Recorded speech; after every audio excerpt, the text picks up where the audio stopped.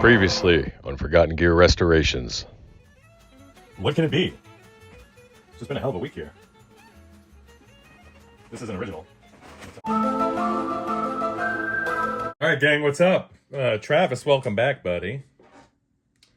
This is your 70s Fender Deluxe Reverb. In spectacular condition, I might add. So just quick video here. I got a busy day ahead of me for the edification of those who are just tuning in. We have your classic Fender 70 with the pull boost on the master. They're nicer quality reverb cables. And some nice old tubes. Some Coinbase. This one fell out. We might clamp these up, buddy. Some Coinbase Fender branded 6v6s. These guys have roasted. But these are old, wow. These are probably old GEs. Old American stock. Like it. I'm not going to power her on just yet. I'm actually going to do things in a little bit of a different order today, not only to keep it interesting for myself. Wow. We'll see how she tests. I like it. And I'll just pop these tube shields off and see what we're working with. Some original 7. Wow. These preamp tubes are all original, man. Super cool, Travis. Super cool. So I recall you saying that the other dude popped off this ground. We're going to see what lies within. I'll pop out the reverb pan, and then we'll take a peek and see what kind of conditions she's in, and then we'll shore it up.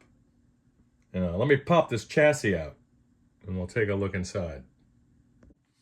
All right, so I did take a sneak peek at the dorsal end, or dorsal side of the chassis. 100% original. A very heavy wax layer, as you would expect. Fender had a propensity towards the excess use of wax to seal their circuit boards, not knowing that decades later it would cause issues. But at least they tried, huh?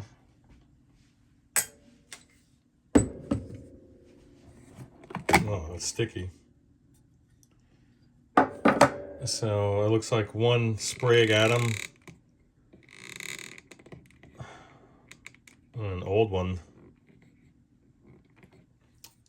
and then they kept the rest of them. Looks like they just, what was that? Wow. Let's see. 16. Kind of unnecessary. We could probably simplify that. And I think we should. And we will. Alright, so I'm just using a little bit of supplemental light to embellish some of the shadows. Generally, I would use a more oblique angle to do the same, but I don't have that much time.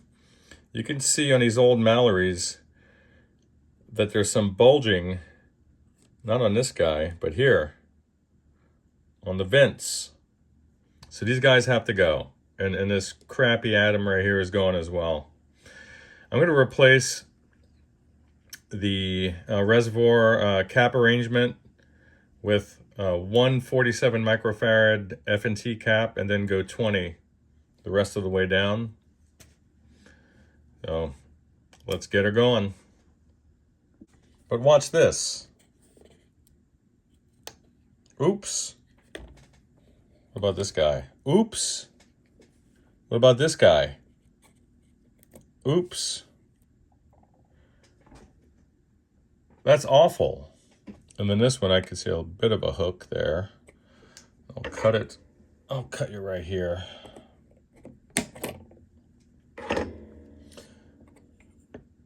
we've reached a fork in the road already. Which path do we take? The path of least resistance? Meh, meh. No. In this instance, since the goal is to blackface this amp and remove the pull boost function on the master, which there's no moral dilemma for me there. That's to each his own. However, Fender on the AB763 schematics used 10K decoupling resistors here. So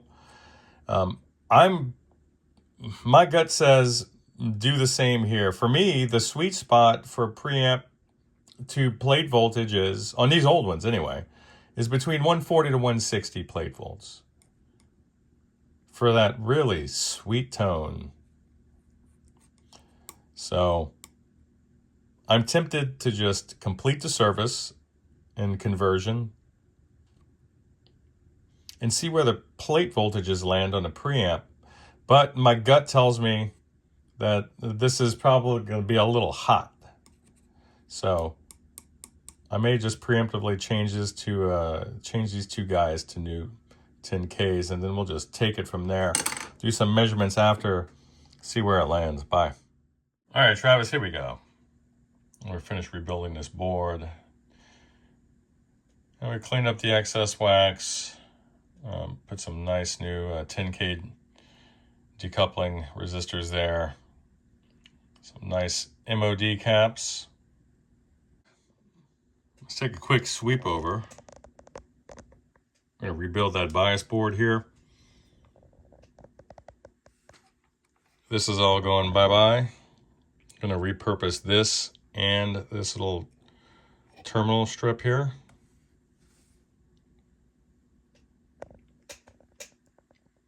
We already have the traditional bias adjust in place. The tap on this pot right here has never been used, which is awesome. All right, we're going to convert this fully to blackface specs, and this pull boost here is going to be disabled, and then I'm going to implement the other boost that I did prior over on that dual showman. We'll just take it from there. Bye. All right, let's explore the space. You like that? I have the electronics bench over there, but then I'm converting, I have converted this area to more of the mechanical stuff. You like that? So, oh yeah, it's that 412 that I hauled upstairs. It's good for 400 watts. 4 12-inch GK12 100s. I think that's how Celestia names them anyway. Thing's over 100 pounds. It's massive. What also sounds massive is your Deluxe Reverb, Travis. Look how shiny.